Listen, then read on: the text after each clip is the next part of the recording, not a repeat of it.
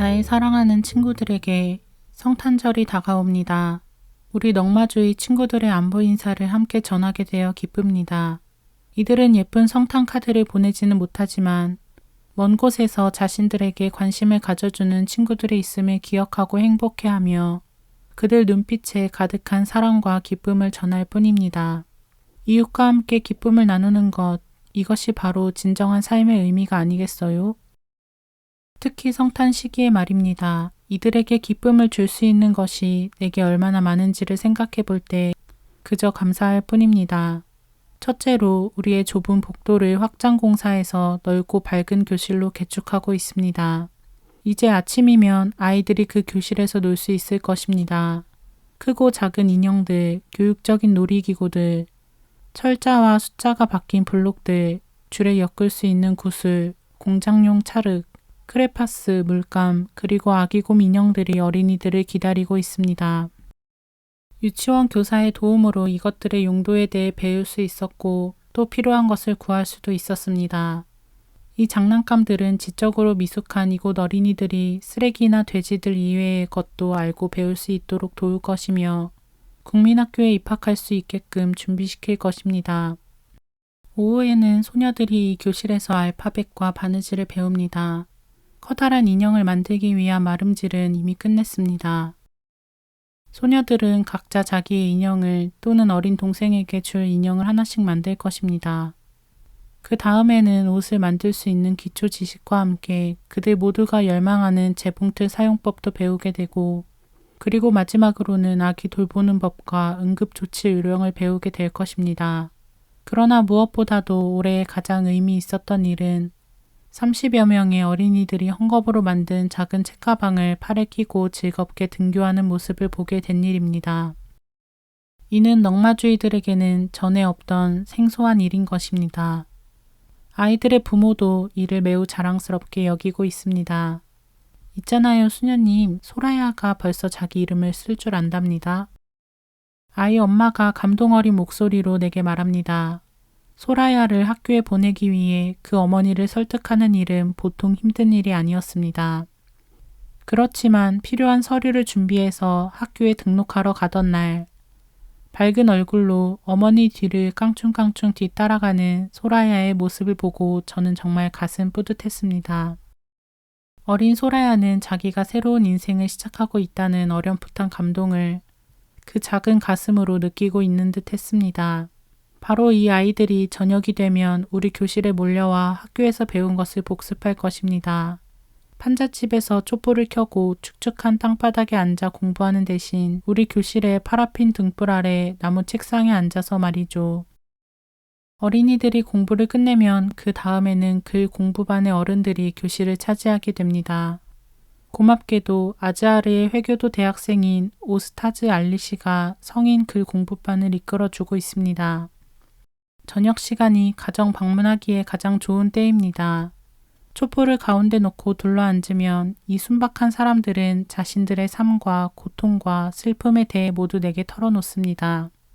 수녀님 말대로 마리암을 학교에 보냈더라면 그 애는 아직 살아있을 텐데 쓰레기 수레에서 떨어져 지나가던 차에 치여 죽고 말았으니 마리암의 어머니는 내 어깨에 기댄 채 소리 없이 흐느끼고 있었습니다.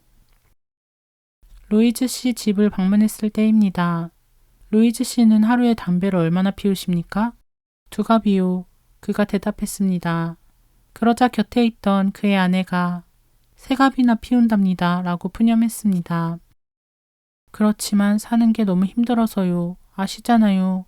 하루 종일 쓰레기 더미 속에서 일해야 하니 모든 것을 잊기 위해 애꿎은 담배만 태우는 거죠. 신자들의 집을 방문했을 경우에는 함께 복음 말씀을 나누기도 합니다. 그때 저는 그들에게서 많은 것을 배우게 되며 또한 그들이 말씀에 대한 굳은 믿음을 고백할 때면 다음과 같은 주님의 말씀을 떠올리게 됩니다. 하늘과 땅의 주님이신 아버지, 슬기롭고 똑똑한 사람들에게는 이것을 감추시고 철부지들에게는 이것을 계시하셨으니 아버지를 찬양하나이다. 이들이야말로 그 보물을 하느님의 지혜를 얻은 것입니다. 언젠가 온 마그디가 어떤 고아 소녀를 만났을 때 자신에게 10피아스터밖에 없다는 것을 알고도 이 아이가 나보다 더 가난하구나 라는 생각에 자기가 가진 것을 전부 그 소녀에게 주었습니다. 온 마그디는 그날 아무것도 먹지 않았습니다. 이런 모습이 바로 복음 말씀을 사는 것이 아니겠습니까? 예수의 학생들은 휴가 기간부터 줄곧 매주 이곳 젊은이들과 운동을 즐기며 우정을 깊이 나누고 있습니다.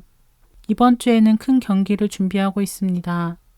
우리가 임대한 그 유명한 운동장에서 축구 시합을 가질 계획입니다.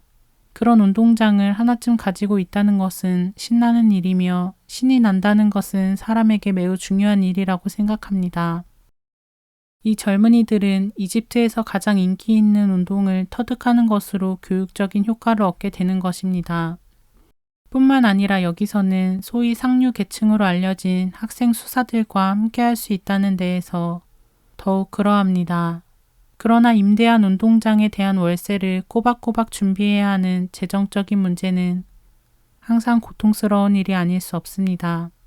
나는 이곳에서 생활함으로써 그 누구도 실제로 살아보지 않고는 도저히 알기 어려운 그 무엇인가를 체험하게 되었습니다. 가장 소외된 이들과 하나가 되어 밤낮 없이 생활함으로써 아시시의 성 프란치스코 성인께서 체득하신 완전한 기쁨의 한 단편이나마 체험할 수 있었습니다. 어느 뜨거웠던 여름날 저녁에 펌프의 물조차 메말라 버린 그날, 돼지우리 바로 옆에 좁은 방에서 쥐들을 벗삼아 잠들려고 한 순간 형언할 수 없는 어떤 특별한 것을 체험했습니다.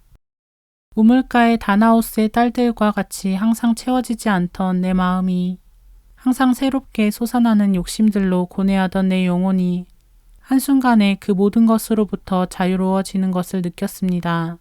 그 순간 내 영혼은 무어라 말할 수 없는 기쁨으로 넘쳐 흘렀습니다. 그리스도께서 약속하신 대로 영원히 살게 하는 생명수가 샘물처럼 솟아올랐습니다. 어린이 여러분, 오늘은 꽃을 따러 소풍 가는 날이에요. 나의 귀여운 참새떼들은 기뻐 날뛰면서 문 쪽으로 한꺼번에 몰렸다. 서로 먼저 나가려는 바람에 흙벽이 무너질 것만 같았다. 반장인 애샥이 도저히 안 되겠다는 표정을 짓더니 아이들에게 제재를 가하기 시작했다. 로마니 그만해. 호다 계속 그러면 안 데려간다. 다우드 조지 싸우지 마. 모두 제자리에 앉아. 하며 소리쳤다. 아이들은 풀이 죽은 표정으로 다시 제자리에 앉았다. 애샥이 옳았다. 처음부터 착한 아이만 소풍 갈 수 있다고 말했어야 했다. 아이들은 서로 밀고 당기지 못하도록 각자 팔짱을 끼고 차례대로 나가도록 했다. 그렇게 해서 다행히 문짝은 부서지지 않았다. 아이들은 길을 따라서 335 짝지어 뛰어갔다. 각자 마음에 드는 꽃을 한 아름씩 꺾어들었다. 우리는 꽃을 쥐고 땅바닥에 둘러앉았다. 얘들아, 꽃이 참 예쁘지? 예, 수녀님. 그들은 큰 소리로 대답했다. 어떤 분이 이 예쁜 꽃들을 여기에 두셨을까? 주님이요. 그들은 목청껏 외쳤다. 나는 아이들의 흥분을 가라앉힌 다음에 나무, 들판, 흐르는 물을 차례로 관찰하게 했다. 어린 아이들의 눈빛은 자연의 아름다움으로 가득했다. 우리는 이 모든 것을 주신 하느님께 감사드렸다. 그리고 꽃은 깡통에 꽂아 교실을 환하게 꾸미기 위해 갖고 가기로 했다.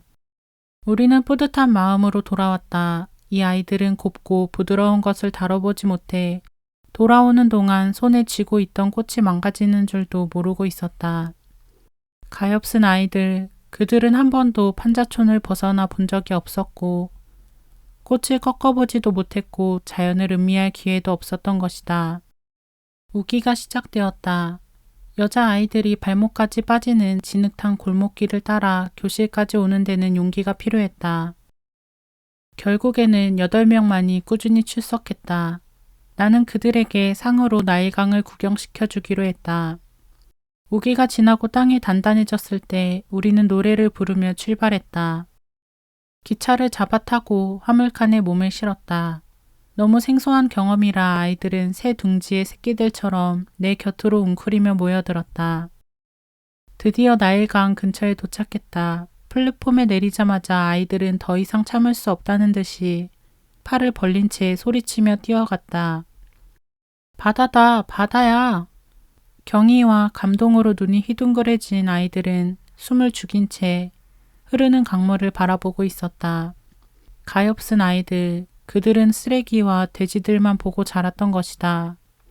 이 소녀들도 머지않아 사춘기가 찾아오면 외출이 금지되고 이 늙은 수녀에게 찾아오지 못하게 될 것이다. 그러고는 곧바로 시집 보내어질 것이다. 그때 이 소녀들에게 남는 것이란 얼마 안 되는 기간 동안 내게서 배운 짧은 지식과 경험들 뿐일 것이다. 그녀의 이름은 아이다였다. 미소를 더욱 빛나게 하는 크고 검은 눈동자의 14살의 소녀였다. 그녀는 항상 노래를 흥얼거리고 사막의 영양처럼 가볍게 뛰어다니며 어느새 내 앞에 섰다가는 금세 사라져버리고 하는 그런 소녀였다. 아이다, 너도 친구들과 함께 글도 배우고 바느질도 배우지 않을래? 그녀는 어깨를 으쓱해 보이며 웃었다. 그게 무슨 소용이 있겠어요. 그녀는 이미 약혼한 몸이며 곧 그녀를 소유할 약혼자는 그녀가 집 밖으로 나다니지 않기를 바랐다. 하루는 만다린 오렌지를 파는 아주머니가 지나가고 있었다. 얼마예요? 1킬로에 5피아스터예요. 웃기시네. 너무 비싸요. 자, 3피아스터 반에 해줘요. 아이다는 흥정에 열이 올라 계속 고집을 부렸다. 그녀는 3피아스터 반을 땅에 내던지고는 오렌지를 집으려 했다. 목소리가 서로 거칠어지고 싸움이 붙기 직전이었다. 이봐 아이다. 아주머니는 원하는 가격대로 팔 권리가 있어요. 사든지 말든지 해요. 아주머니를 그냥 둬요. 그녀는 화가 잔뜩 나서 돌아갔다. 다루기 힘들고 절제하지 못하는 이 말괄량이의 인생에 무슨 일이 일어날지 어떻게 알겠는가. 아이다를 아세요?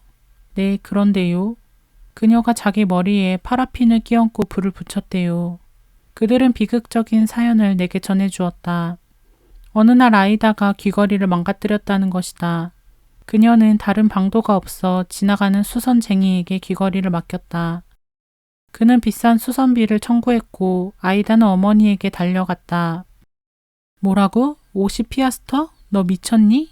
화가 난 어머니는 딸에게 마구 욕설을 퍼부었다. 아이다는 판잣집으로 들어가 파라핀 깡통을 집어들고 그것을 머리에 부었다.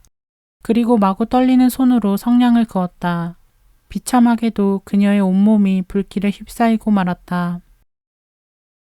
3일 후에 그녀는 엄청난 고통 속에서 숨을 거두었다. 아무도 그 어린 영양 아이다에게 욕망이나 충동을 자제하는 법을 가르쳐주지 않았던 것이다. 얼마 후 그녀의 아버지도 죽었다. 그녀의 어머니는 홀로 남은 것이다. 그녀는 아이다의 귀걸이를 계속 만지작거리고 있었다. 인간은 이렇게 헛된 것을 위해 살고 죽는 것일까? 작년에 그 공부반의 성인 남성들에게 하루만 쉬자고 제안했다. 그래서 예수의 수사들에게 마차를 하나 빌려 함께 피라미드를 구경하고 내친 김에 여기저기 둘러보려고 했다. 성인반 학생들이 모두 모였다. 자, 여러분, 다음 주에 피라미드 구경 가는 것이 어떨까요? 아침 일찍 출발하면 동물원에도 들를 수 있고 여러분이 원하는 다른 곳도 들를 수 있습니다. 코오브라의 성녀 데레사 기념상도 볼 수 있습니다. 처음에는 그들도 흥분하는 듯 웅성거리더니 곧 실망스러운 표정으로 말했다. 그건 불가능합니다. 왜요? 마차는 무료예요. 우리에겐 휴일이 없습니다. 뭐라고요? 토요일이나 일요일에도 쉬지 않는단 말이에요? 그렇습니다. 사람은 하루쯤 굶어도 살 수 있지만 돼지는 그렇지 않거든요. 죽을 수도 있습니다. 그들이 쓰레기를 주워오지 않으면 돼지들은 굶게 되는 것이다. 그렇다면 1년 내내 휴일이 하루도 없단 말이에요? 있습니다. 성조지 축제 때 이틀 쉬는데 그때는 가축들에게 먹일 사료를 사야 합니다. 잠시 침묵이 흘렀다. 내 마음은 분노로 끓어올랐다. 이들이 돼지의 노예가 되어 있었다. 내가 다시 제안했다. 여름이니까 밤 10시까지 돌아오면 되지 않겠어요? 오후 몇 시쯤이면 출발할 수 있을까요? 오후 서너 시가 되어야 일이 끝나게 될 겁니다. 그전에는 안 될까요? 2시까지만이라도. 좋습니다. 한번 해보죠. 마차가 길에서 대기하고 있었다. 나는 사람들을 불러 모으러 갔다. 2시가 되자 오스타즈가 차하반과 함께 왔다. 2시 반이 되자 이브라임이 돌아왔다. 그러나 3시가 될 때까지 아무도 오지 못했다. 피라미드까지는 먼 길이기 때문에 우리는 당장 떠나야만 했다. 주변에 서성거리고 있던 남자아이들을 모아서 출발했다. 뜻밖의 행운을 만난 아이들은 기뻐서 어쩔 줄을 몰랐다. 가는 길에 일을 끝내고 돌아오는 사람 몇을 만났지만 그들은 아직 판자촌까지 갈 길이 먼 사람들이었다. 그들은 슬픈 표정을 지었다. 정말 가슴 아픈 일이었다. 좋아라 소리치고 노래하는 아이들이 없었다면 그 소풍은 아주 우울했을 것이다. 우리는 피라미드에 도착했다. 피라미드의 무거운 돌덩이들은 넝마주의들의 운명처럼 꼼짝 않고 서 있는 듯이 보였다. 나는 그 엄청난 돌덩어리 밑에 넝마주의들과 함께 깔려있는 느낌이었다. 그런데 함디와 파미가 어디 갔지? 내 주위의 구경꾼들이 모두 위를 쳐다보고 있었다. 고개를 들어 쳐다보는 순간 숨이 막힐 지경이었다. 두 녀석이 겁도 없이 피라미드 꼭대기로 기어오르고 있지 않은가. 다행히 꼭대기까지 안전하게 오르긴 했지만 내려오는 데는 평생이 걸릴 것만 같았다. 고대 이집트의 왕들은 도대체 어쩌자고 138m나 되는 무덤을 세웠을까. 드디어 함디와 파미가 마지막까지 내려와서는 우리 앞에 자랑스럽게 폴짝 뛰어내렸다. 주님, 이제는 넝마주의들도 이 아이들처럼 펄쩍 자기 운명을 뛰어넘도록 도와주시겠죠? 예수의 학생들은 여전히 규칙적으로 우리를 찾아주었다. 라미는 공을 가지러 잠깐 들렀다가 곧바로 축구를 하려고 운동장으로 뛰어나가곤 했다. 어느 일요일인가 카이로시 저녁에 소나기가 억수같이 내렸다. 며칠 동안 엄청나게 쏟아졌다. 길은 발목까지 빠지는 미끄러운 진흙탕이 되었기 때문에 나는 비가 그치고 길이 마르면 돌아가려고 일단 수녀원에서 기다리기로 했다. 라미에게 전화를 해보았다. 수녀님, 어제 판자촌에 가보았더니 안 계시던데요? 못 갔어요. 길 때문에 어쩔 수가 없었어요. 그 정도는 아니에요, 수녀님. 저는 뚫고 갔는걸요? 진흙탕 길을 어떻게... 견딜만 했어요. 저를 기다리고 있는 아이들이 있잖아요.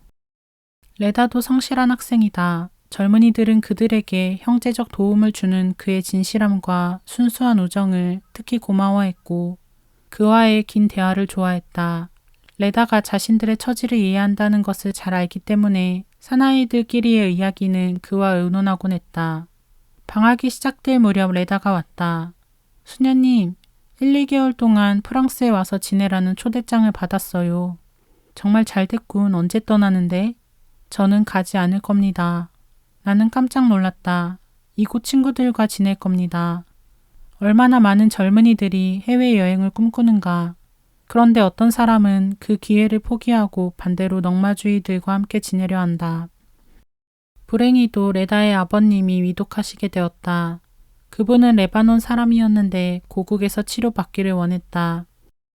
레다가 모시고 가야만 했다. 후일 그분은 한결 나아져 카이로시로 돌아왔지만 오래지 않아 하느님 곁으로 떠나고 말았다. 넝마주의 친구들은 그 소식에 매우 침통해했다. 어떤 이들은 직접 문상 가서 레다와 함께 진심으로 슬퍼했다.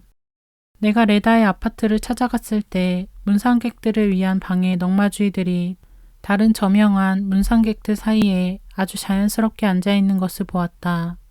그것은 아주 보기 드문 광경이었으며 또한 가슴 뿌듯한 모습이었다. 에잣은 방학 기간에 이곳 어린이들과 충분히 놀아주고 많이 먹이느라 분주했다. 그는 내게 가장 든든한 봉사자 중에 한 사람이었다. 나는 학기가 다시 시작되기 전에 2, 3년 동안 학교에 다니고도 아직 글을 읽지 못하는 아이들에게 글을 가르치고 싶었다. 에잣, 남은 3주 동안 여기서 나 좀 도와주겠어요? 기꺼이 하죠.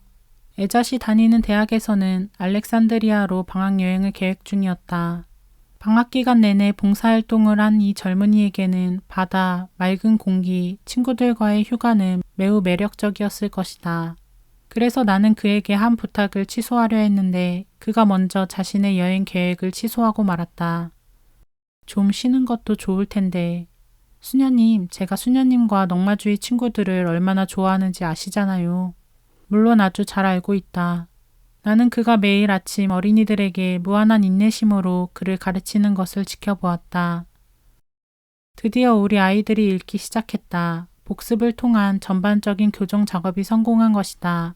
에잣은 비록 알렉산드리아의 바닷물에 몸을 담그지는 못했지만 그의 영혼은 어린 넝마주이들을 무지로부터 구했다는 기쁨으로 충만했다. 삼에도 일요일 오후는 항상 우리와 함께 지냈다. 그도 이곳 아이들과 아주 좋은 친구가 되었다. 그는 아이들을 데리고 축구 연습도 하고 심지어는 보이스카우트도 조직하고 싶어 했다. 아이들이 점점 변하고 있어요. 그는 자신 있는 목소리로 말했다. 공동체 정신을 배우고 있다고요. 이런 젊은이들이야말로 진짜 멋쟁이들이다. 넝마주이들을 규칙적으로 진찰해줄 의사가 꼭 필요했다. 내가 할 수 있는 것은 응급조치뿐이기 때문이었다. 그러나 자동차로도 올 수 없는 이 누추한 곳까지 와줄 의사가 과연 있을까 염려스러웠다. 그러던 중 아주 헌신적이고 이타적인 한 의사에 관한 소문을 듣게 되었다. 부촌인 헬리오폴리스 지역에 있는 그의 개인 병원을 찾아갔다. 내가 상황을 설명하자마자 그는 곧 돕겠다고 동의했다. 좋습니다, 수녀님. 매주 한 번씩 가도록 하죠. 어느 요일이 좋겠습니까? 저도 젊었을 때는 가난한 이들을 돕겠다고 마음 먹었던 사람입니다. 그는 자신의 이야기를 털어놓았다. 저는 사제의 길과 의사의 길 사이에서 갈등했습니다. 그런데 선생님께서 말씀하셨죠. 앙투안, 자네는 명의가 될 자질을 타고났네. 많은 사람을 구할 수 있을 걸세. 그래서 저는 의수를 저의 성직으로 결정했습니다. 이렇게 해서 그는 나와 함께 이 더럽고 좁다란 길을 걷게 되었다. 그는 경악하고 있었다. 수녀님, 여기서 살다 보면 무슨 병에 걸릴지 모르겠습니다. 진정하세요, 의사 선생님. 우리는 백신 주사를 맞았어요. 다는 아니지만. 고양이만한 쥐들이 다리 사이로 지나다니고 파리들은 귀에 계속 들러붙었다. 그 의사는 나를 멍하니 쳐다보았다. 나는 웃으며 말했다. 의사 선생님이 지금 무슨 생각을 하고 있는지 알 것 같아요. 제가 조만간에 전염병이나 장티푸스, 콜레라 등에 걸려 죽게 될지도 모른다는 생각이죠. 그렇지만 만일 제가 그렇게 된다면 의사 선생님께서 절 구해주시겠죠? 그렇죠? 그는 내가 정성껏 청소한 작은 방으로 들어가더니 그제야 살겠다는 듯이 숨을 몰아쉬며 말했다. 여기는 깨끗하네요.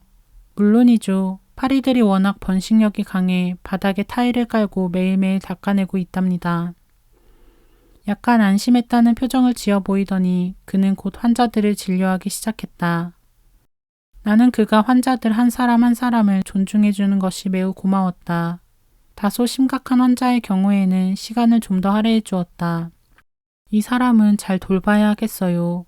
그는 거동을 전혀 못하는 한 아주머니를 진료하기 위해 판자촌을 가로질러 그 집에까지 가주기도 했다. 아주머니, 다음에는 좋은 약을 갖다 드리겠습니다. 그는 굳게 약속했다. 땡볕 아래 그는 차를 타러 걸어 나가고 있었다. 그의 발걸음은 가벼웠고 구슬 같은 땀을 흘리면서도 기쁨에 찬 모습이었다. 5,000명을 먹이신 예수님처럼 그는 방금 5,000명의 환자를 진료한 것이다. 그래요, 의사 선생님. 당신에게는 의술이 성직이고 말고요.